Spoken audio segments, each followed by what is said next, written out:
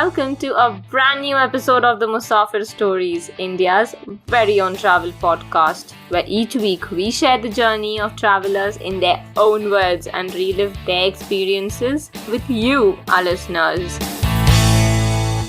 Hey guys, welcome to a brand new episode of the Musafir Stories. Hope you're all well and keeping safe. On the podcast today, we speak with a dear listener and a rural development professional, Geo Sebastian, as he takes us to the quaint little town of Diu, which most of us remember from our geography class as being one of the union territories of India along with Daman. Sit back and enjoy as Geo takes us around his own backyard as we discover Diu beyond its name and beaches. Let's hop onto the episode and find out more.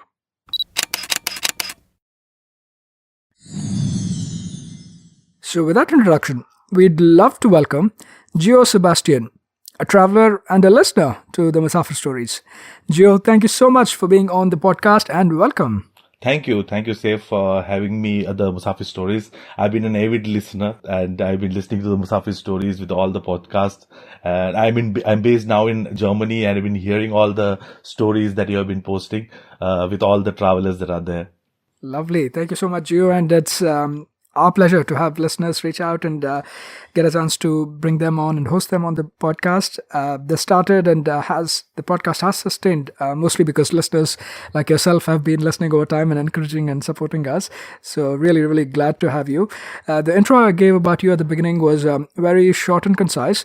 Why don't you speak a little bit more about yourself and your connection to Diu? Yeah, so my name is Geo Sebastian. I am natively from Kerala, but I have lived my life in Diu. I have been brought up in Diu because my parents were teachers in Diu. They served there for 30 years, more than 30 years.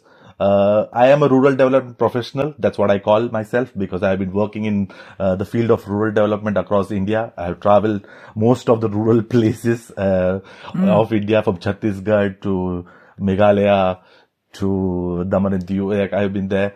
And I also run a small travel page called Khanabadosh Travel Living on Instagram. And I aim to also document the culture of the people and the history of Daman and Diu in future. So it's a work in progress. Lovely. We'll make sure to keep close tabs on that, and we'll also definitely link it in our show notes so that way listeners can get a quick peek into your work as well. Now, we did touch upon your connection to Diu, and we're really, really glad to also be speaking to local, right? You can definitely call yourself a local, yes. Having lived most of your life. Yeah, my Aadhaar card is from Diu. Wonderful. Yeah, we need no more proof then.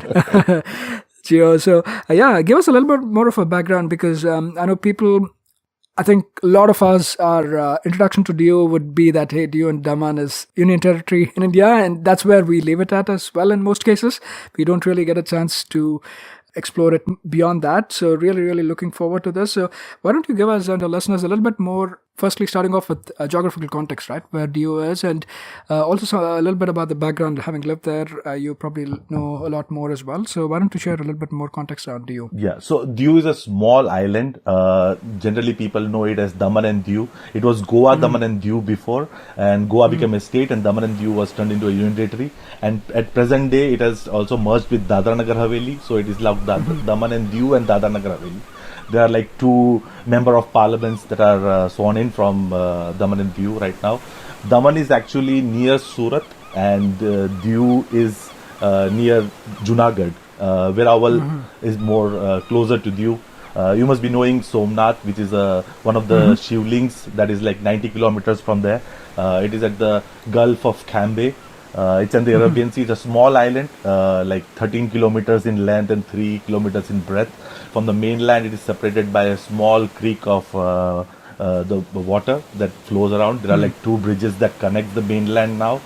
Before there used to be a ferry service that used to transport people. And it has been a Portuguese colony, and Daman and Diu got independence much later than the Indian independence that was in 1947. Daman and Diu became free in 1961. And Goa became a state in 1987, so Daman and Diu became a union territory then. Yeah, thank you. That was quite comprehensive in terms of some geographical context setting.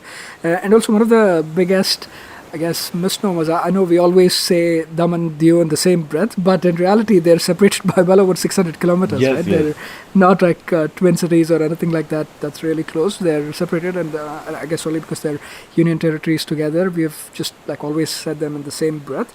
You did briefly mention about the Portuguese. Colonization here and they living here for the longest time, but do you want to also set a little bit of historical context around the place, just in terms of who has been ruling the place? That way we'll be able to connect well with the cultural influences here too. Yeah, so I'll start with the name of Diu. Like it's from a Sanskrit word called Dvipa. Like we generally call it like island, which is a Dvipa, and Right. the historians have said that it comes from that. And there have been a lot of, because Diu has been a port since long, and it has been a very important place because it's like in the western part of India, and it was a very good connection to the mainland of Gujarat also, and there were traders from across the Gulf. Who used to Yep. trade in Indian textiles, spices. So people used to come to the island, and it was made the gateway to the mainland of India. But with the development of Surat and Bombay, the things became less. Now it is Right. morely for a tourist place and a fishing hub. Yeah, and there have been the Portuguese settlement was around like 450 years. They came in like 1535 and they ruled till 1961. So there is a lot of influence of Portuguese still there, from the architecture to the houses to there's also people who speak Portuguese who are the descendants of the Portuguese from back then. And yeah, historically also, like the Mauryan Empire ruled there, the Chavda dynasty was there, the Mughal Empire was there. And I want to touch upon a very critical battle that took place, the Battle of Diu. It was between the Portuguese Empire and the Sultan of Gujarat.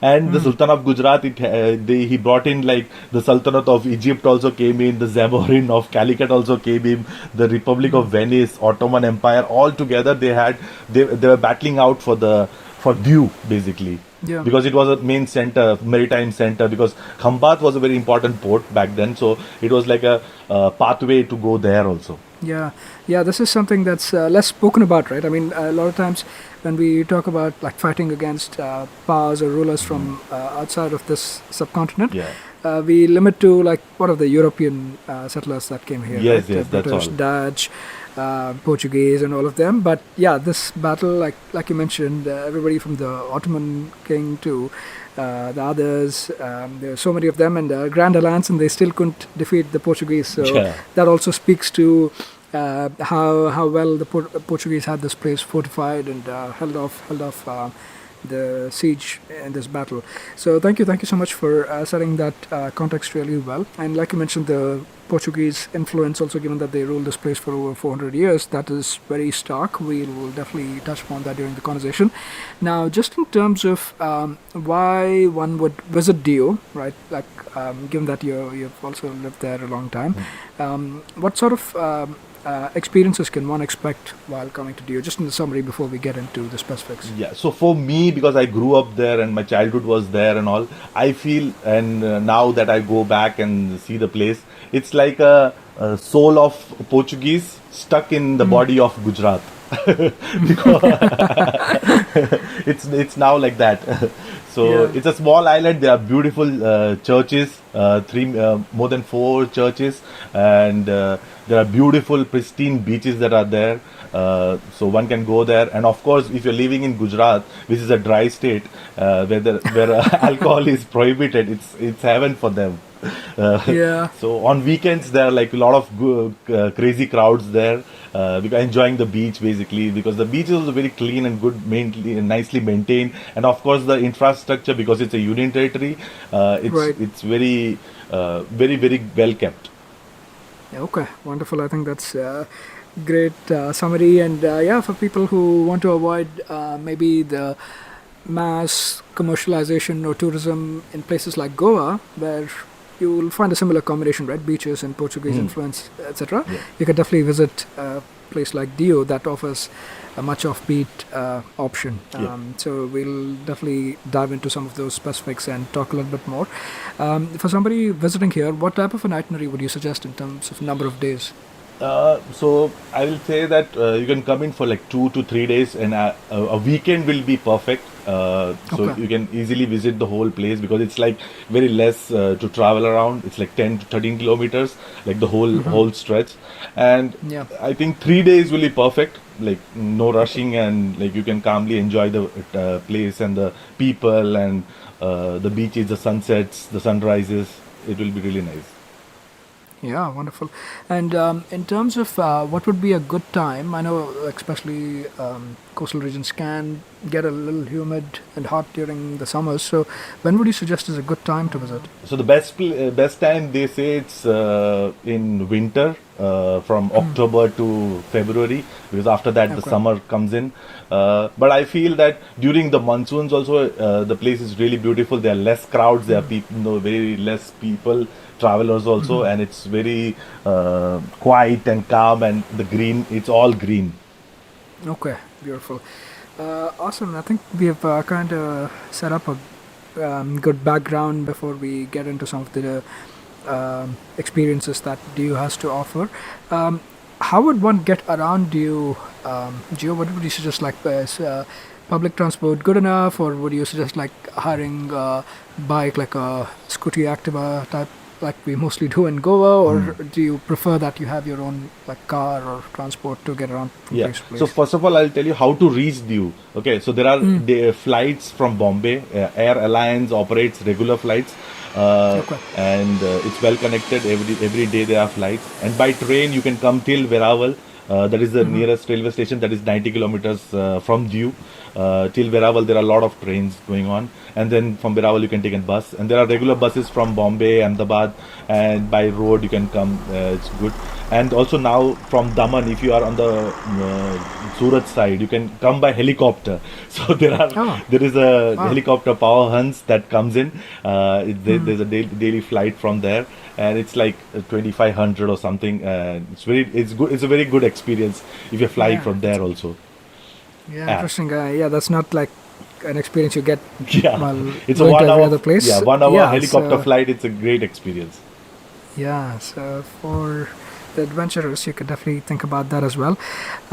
Yeah, cool. So now take us to Diu and show us around some of these experiences that we kind of touched upon at the beginning, right? How would you like to take one around? Just like be our local guide Yeah. for the weekend and show us around Diu and tell us how one can start exploring. Yeah.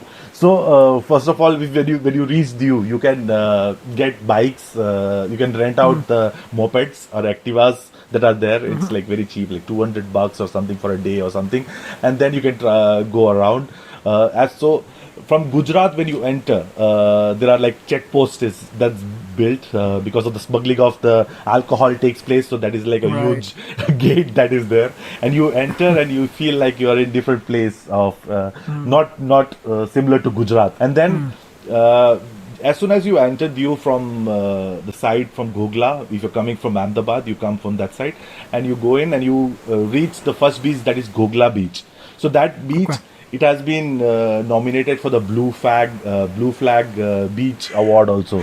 So Yeah. there are some beaches from India that have been nominated every year from uh, this Blue Flag organization. So, and it's Yeah. very pristine. It is very calm and quiet. There are less people there also, and you can do water sports and just see the skyline of Diu basically from there. So that is the best place to see the skyline of Diu because it's on the other side. It's not on the Right. mainland, so you can Yeah. spend a good time there also.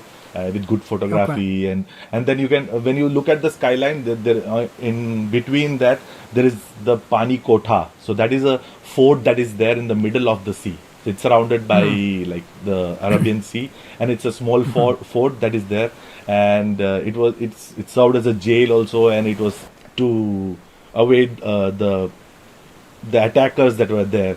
So Yeah.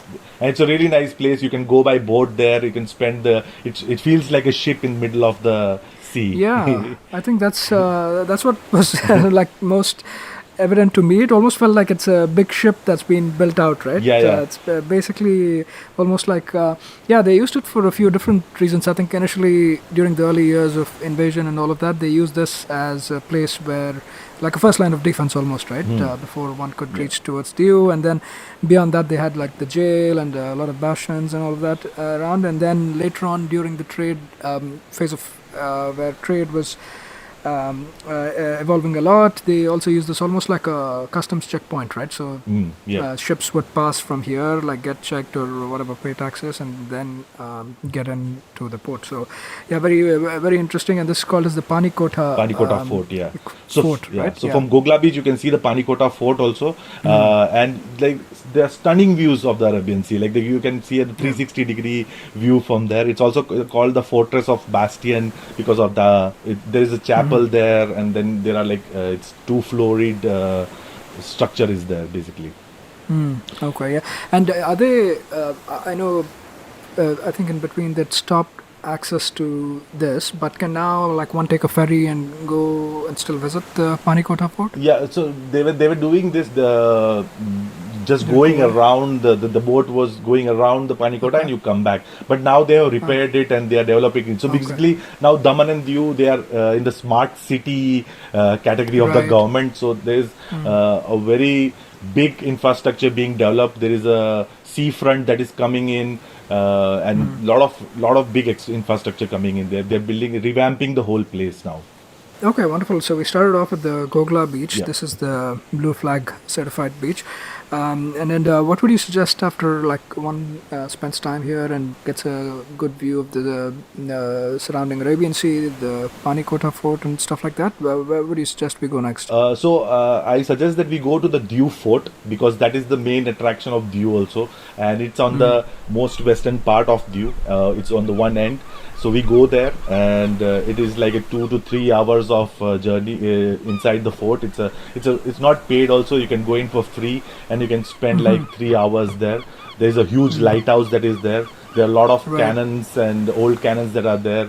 And there are like checkposts where you can stand and you can see the whole of Diu from there.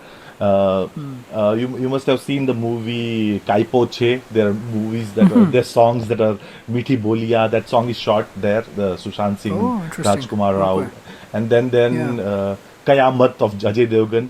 He also this one I heard. Ajay Devgan is apparently very popular in Diu. He's shot a lot of movies there. Ajay Devgan is also a citizen like me.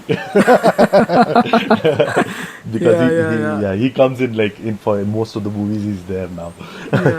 So interesting. There's also the site of the Battle of Diu that you mentioned earlier, right? This is where the Portuguese basically held off the Grand Alliance that we mentioned earlier. So when Portuguese started, they got the permission to build from the Sultan Badshah Shah. He gave the permission to build the fort first. So they built this first fort, Diu Fort first, and then they like took over the whole of Diu. History can be interesting. Right? It's almost like politics of today, I think, right? I mean, everything is most dirtier. It's like Game of Thrones for sure.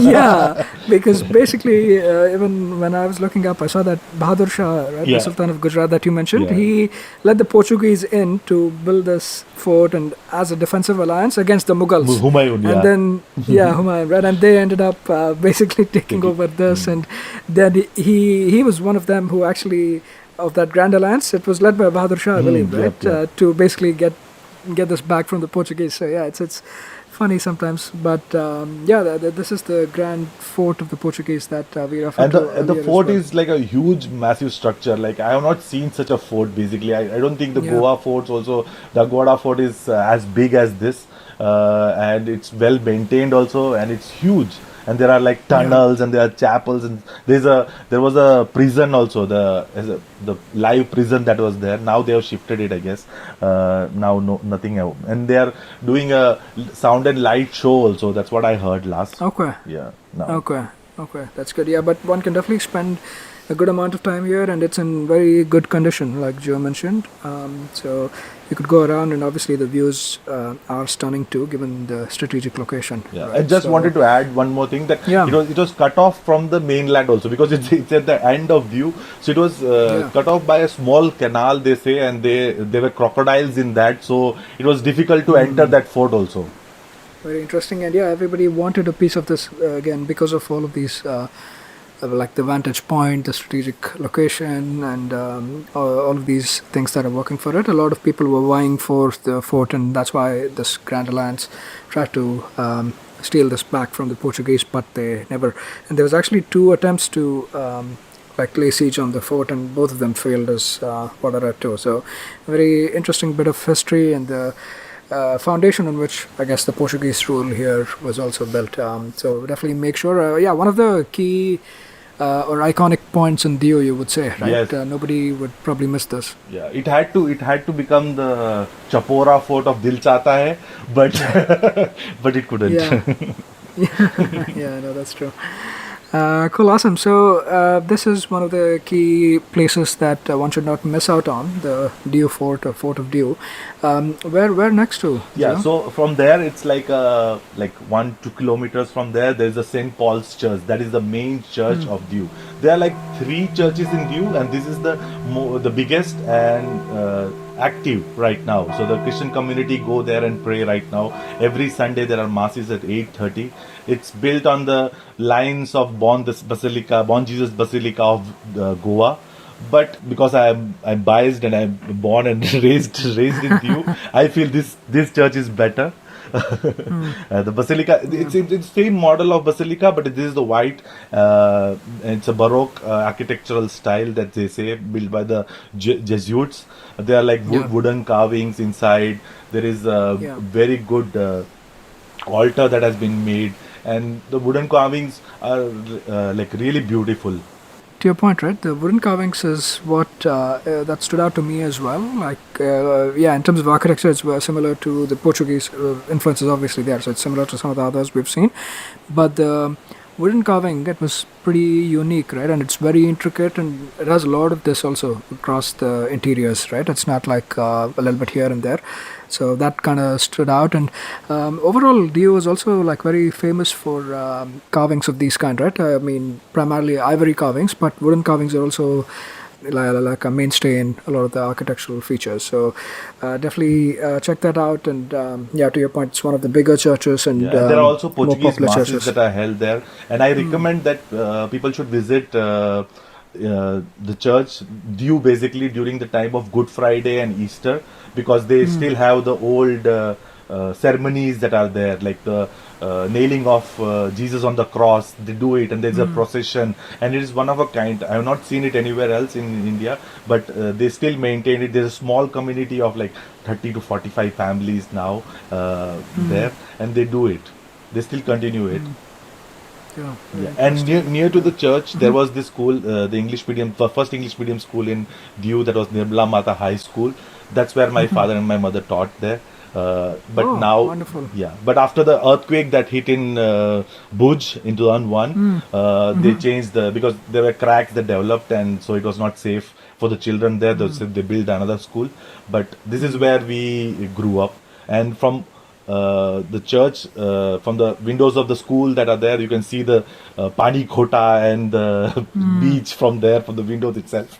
It's beautiful. And if you get a chance to climb on top of the rooftop of the church, that also will be really great to know about how the whole structure has been built, how the high ceilings they have built it. Yeah, sounds really interesting, and I wonder if one is studying in that school, how much you could concentrate with beautiful views like this outside, right?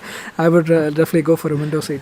Yeah. So, but yeah, one of the key areas and places again, the St. Paul's Church, right? So make sure to visit this as well and check out some of the great architecture. And if you happen to visit there during the time, like Geo mentioned, either Easter or Good Friday, you may also be able to or experience older traditions that are still followed.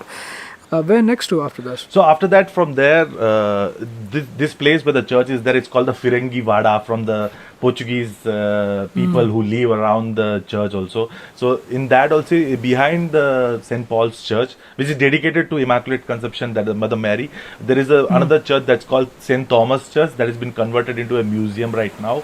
So it's there are a lot of sculptures, old statues of all the saints, and it is kept nicely, and it's a good place to go. There is a fountain that is there in front of the museum, and there are light shows there also in the evenings.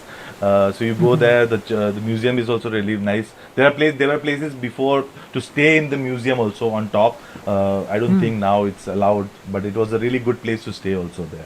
Most of the foreigners who came in, they used to stay in that type of places. Yeah, I know that's true.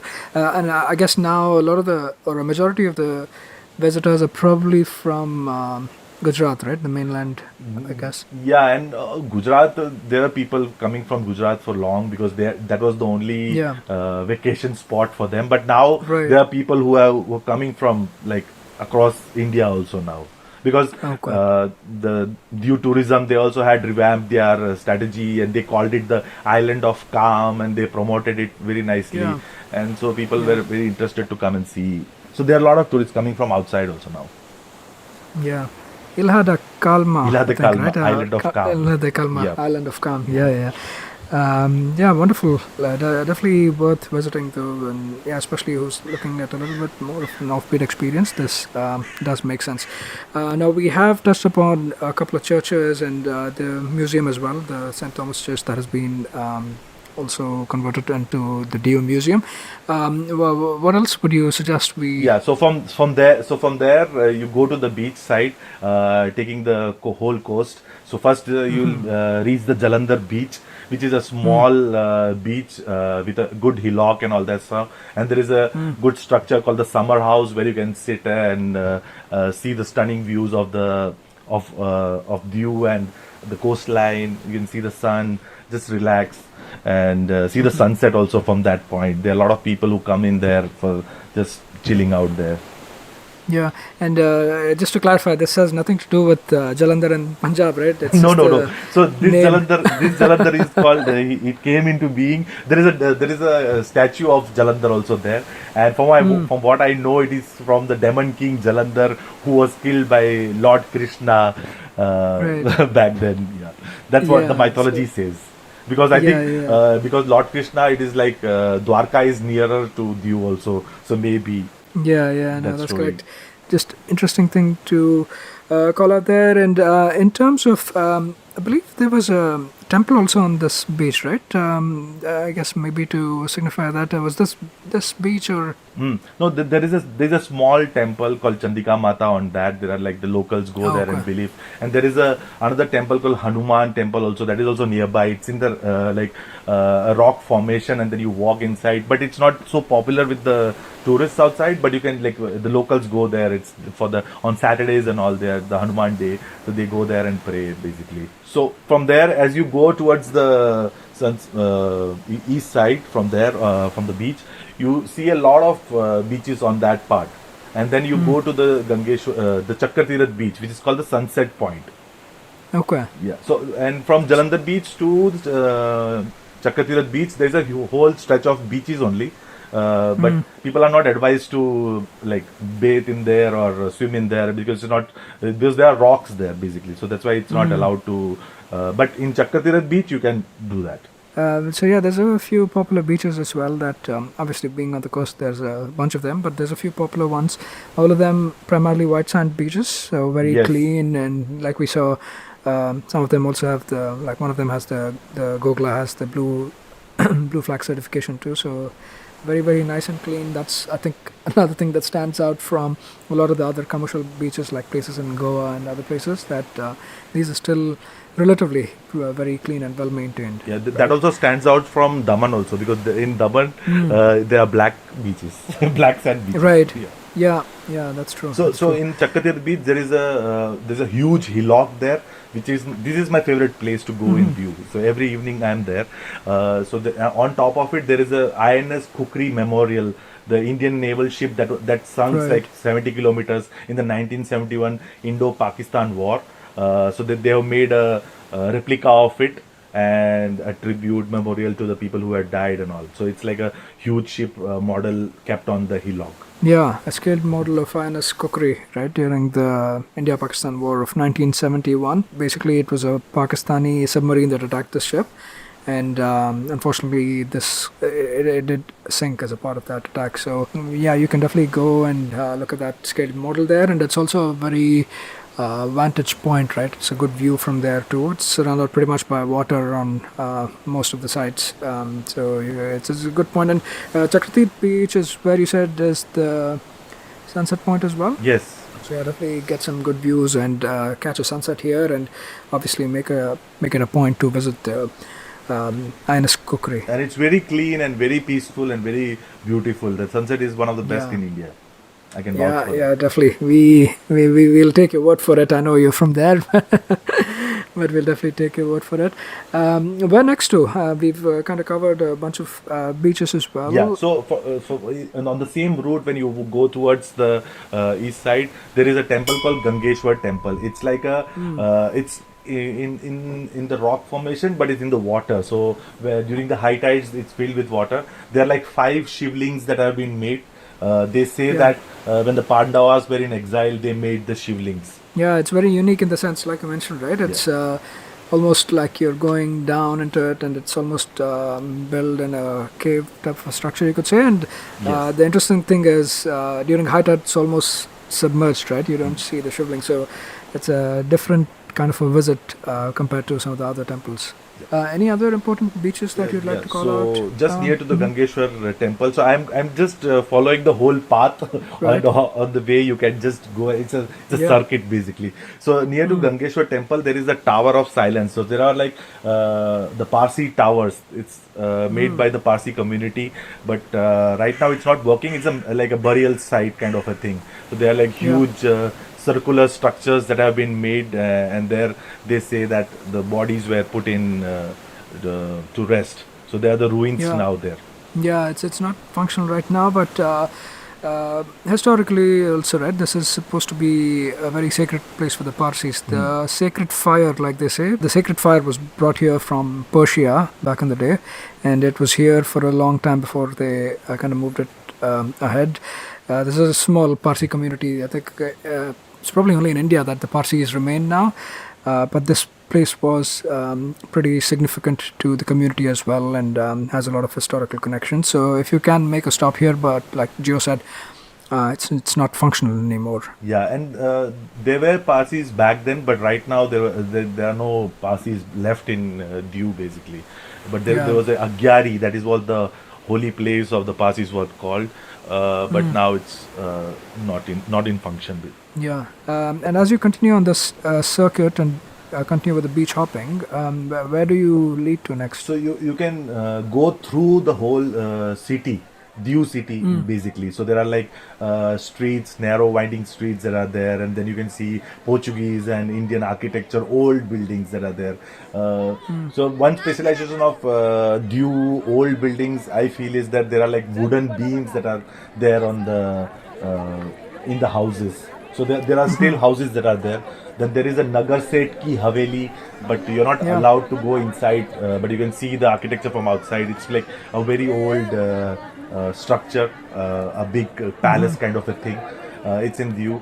And then there are like narrow winding roads through like small hillocks, and you go through, you can see the people of Diu. There are like small temples inside, and you should visit it. And just as you come out of Diu, you come out of like a Jhapa gate. So the Diu city, it is surrounded. It was a walled city. Walled city. Yeah. So there's a huge wall that is there just outside of the Diu city. So you can climb on top of that wall also now, and there is a heritage walk also there. You can just walk on top of it. They have made a walkway on top of it. They have repaired it, and they are like now doing a heritage walk on that also. You can visit that also. The Japa Gate also, it's like a huge red walled wall, and then you can take pictures of that place also. And just outside that, there is a huge cricket ground and indoor facility for the people of Diu, and swimming pool. Yeah, the perks of Yeah. being in a union territory. Yeah, no, that's true. But yeah, to your point, like this is almost like you said, the entrance to the walled city, right? The old city, also you could say, where you see all of these narrow, winding roads and the beautiful architecture and some very nice heritage, the Havelis and all of that you mentioned, right? This Nagar Set Haveli is actually pretty unique that way. It's bright orange-ish in color. It has it's almost like confluence of Gujarati and Portuguese architecture, you could say, right? It's Yes, a yes, good yes. confluence of that. And you can walk through these winding streets and somewhat similar to these poles that you see in places like Ahmedabad, you could Yes, yes, say, yes, yes. right? Yeah. The Very similar Diu to that. city is basically built in the same manner also. Like Yeah. houses are very attached to each other, and there are like small Yeah. winding roads, small gullies that are there going through. No big, huge buildings, like small buildings, like 2, 3 floors that Yeah. are there. But in the old traditional, and the interiors of the buildings are also like the old way, not the new age architecture. Yeah, exactly. So, I mean, yeah, obviously you're spending a lot of time on the beaches and all of that as a part of your experience, but this is, I would argue, that another way of exploring the city, right? Just walking through these older areas of the city and just soaking in the architecture, the old houses and stuff like that, and just appreciating some of that too. So definitely something to be explored while in Diu. And then any other types of experiences that you would like to call upon? Yeah, so from Diu to the other part of the side of Diu. So when you have to go around like 8 kilometers, there you find the best beach in Diu, Nagua Beach, the most touristic place. The most people who come in, there are like hotels on the beach itself, and there's a good crowd on the weekends. You can have your drinks, your beer, and just see the waves, swim in the sea, do all kinds of sports activities there. Yeah, and there is like that is the place where the movie Agnipath of Hrithik Roshan, the remake. So Yeah. it was shot there. Basically, they made the old Mandua village in Diu in that place. The whole set was set up there. Yeah, and yeah, it's a good place. And there is a hillock where they have written DIU with Right. the street lights. Right. Yeah. Yeah, that way as well. Like you mentioned, even for a lot of adventure sport type of activities on the beaches, right? Parasailing, speedboats, water skiing, etc. This beach is very popular for that.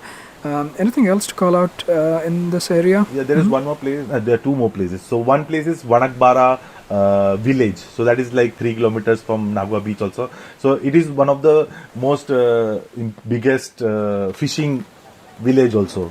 So there are a lot of boats that are there docked up, huge fishing travel boats, and then you can see there how the fish come in and go out, how the fishermen. Then you can see the boats also. So when they are on dock, like when during the rainy season, you can see like 1,000 boats decked up.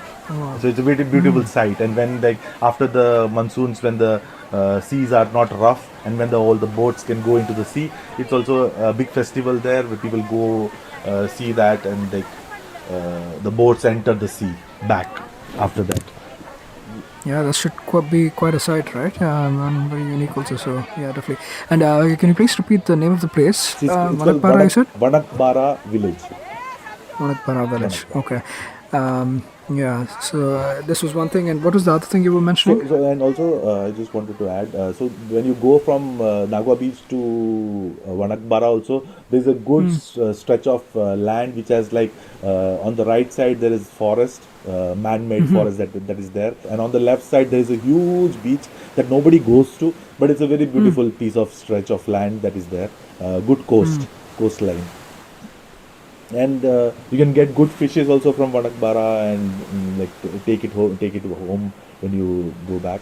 And from there is also a church also. There is a small church in Vanakbara. If you want, you can visit that also. And they say that it was the first church in Diu. It's a small place. It's not functional, but it is there. Yeah. Interesting. And the next thing is the Fudam Bird Sanctuary. So when you come back from Vanakbara towards Diu on the main road, there is a bird sanctuary is there. So there is a watchtower where you can go and see the migratory birds. You can see flamingos and you can see Yeah. different type of birds there. You can go in the morning and then you can see it's like on the marshy land there are a lot of birds that come in during the winter time. Yeah. When I was kind of impressed by this, right? The Fudam Bird Sanctuary, basically. So for somebody who wants to mix it up with a little bit of nature as well, there's a good option that you could go spend time at the bird sanctuary. Another interesting place I saw, and I don't know if you were going to mention this, but I thought I could bring this up, was the Naida Caves, right? Is this also something you're aware of? It's limestone caves, I believe, that are there close to the Jalandhar beach. Yes. It's a naturally formed rock cut caves that are there. There Yeah. also there are some scenes of parched of Radhika Apte that was shot there in that Naida cave. Oh, Sorry for my interesting. trivia of movies. No, I love Bollywood trivia. I like to boast about my Bollywood trivia. I'm glad that you're doing the job for me. Yeah, it's a very so there is a rock cut formations that are there. Like you have to walk down the steps, and it's like an underground thing, and then you walk around the underground rock settings, and then there are like good light that comes in and gives you cool air inside, and you can see the stunning interplay of light and shadow in that. Yeah. So that is something that was kind of mentioned in a lot of places that I looked up. That it's a beautiful view, right, with sun, the rays of the sun coming in, and obviously these are naturally formed caves. It's a really beautiful sight to behold. So. Definitely does that. But yeah, cool. There's a lot of interesting things that we touch upon, right? And like I said, for a lot of us, Diu would have just been a question in our geography class, the Union Territory of Diu and Daman. Like that's where our knowledge of Diu would end. So glad that we got to speak about so much more, right? Just beyond it being a Union Territory to its connections and its beautiful places also and experiences it has to offer. Anything else to touch upon? So an overall experience or place to check out while one is visiting Diu? Also, I missed one more thing. It's a small seashell museum in Nagwa Beach. It's privately owned by a captain who was so in Diu because in the village of Gogla across the bridge. It's a fishing hamlet, so people of that village are mostly into merchant navy and stuff like that. So there was a captain, I forgot his name, but he, from his experience, when he retired, he formed this seashell museum, and it has like the display of shells found on the beaches from across the world, like 2,500 rare, unique shells he has. And Oh, it's wow, really, okay. I like that place, and it's a good place to like from Caribbean to Red Sea to the Pacific Ocean. He has like things from the seabed he has collected, so that is a good place. Yeah, very interesting. This is the Seashell Yeah, it's Museum. just near to the airport and the Nagwa Yeah. beach. Okay, wonderful. And yeah, one other important thing also that we didn't touch upon or haven't touched upon yet is the cuisine and the local food of the place. Right? Do you want to touch upon that as well, Gio? Yeah. So cuisine, basically seafood, it's good, but in hotels, it's not so tasty. I don't like it much, but like the fried fish, it must be good only. It's good because of the fresh fish that is there. And Yeah. then you can find the local Portuguese cuisine also. There are some places, some restaurants that are there still active, like Okokuro, I guess. They serve Portuguese food. You can try it there. And because of the Gujarati influence, you can try farsan. It's a Gujarati Okay. snack that is there. I die for it and I miss it. It's a deep fried baked snacks, khaman and fafda and khakra. And then one go-to place that I go every day is a small stall, and they sell fish cutlets. So it's Oh like, wow. Okay. yeah, they fish the fresh fish and they make fish cutlets with bread in between. It's really tasty. And one more guy who is a celebrity in Diu, is known as the Disco Lassi Wala. And he's a big fan of Ajay Devgan also. He has Okay. he has photographs with every celebrity that was in town. Yeah. And he makes the speciality is he makes the lassi dancing, so doing disco. Yeah. So he throws the Yeah. glass around and doing acrobatic stuff and stuff like that. Yeah. This is also one of the very quirky places that I came across. Harish, right? Or I Yeah, forget the Harish, name. Harish, yes. Yeah. Yeah. Disco Lassi he's popularly known as, and he's basically dancing to Bollywood numbers as he's making lassi for you. So Yeah, he's a legend. yeah, definitely try that out. Yeah, and obviously beyond that, there's the booze that you mentioned, right? Because there's a union territory, and because the dry state in the neighborhood, a lot of people do come here for the cheap liquor. So that's something. Like if it's very hot and all, there is a place called Ram Vijay. So it is like the McDonald's of Diu, and you get you get good milkshakes and good lassi and good ice creams that are like they make it from like they're the shop from 1930s or something. So their great grandfathers made it, and it's really tasty. You can go and check it out. You can get pizzas and sandwiches and stuff like that.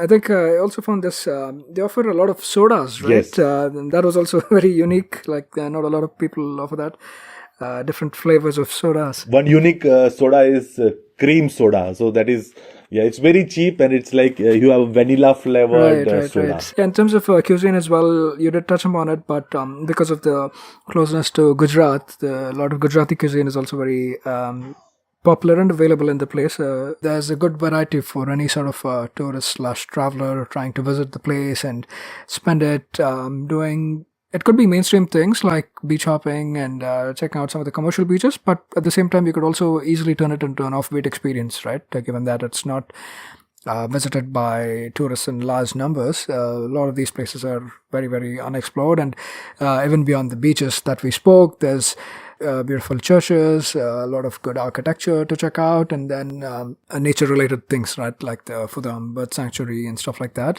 But thank you so much, Geo. You gave us a very, very leisurely and comprehensive coverage of Diu, and true to being a local there. I think now we don't need to see your Aadhaar card to prove that you're from Diu.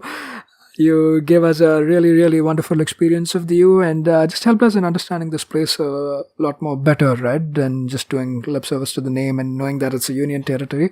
We got to know so much more, right from the historical connections and the mythological stories related to the place to the beauty of the place too. So thank you so much.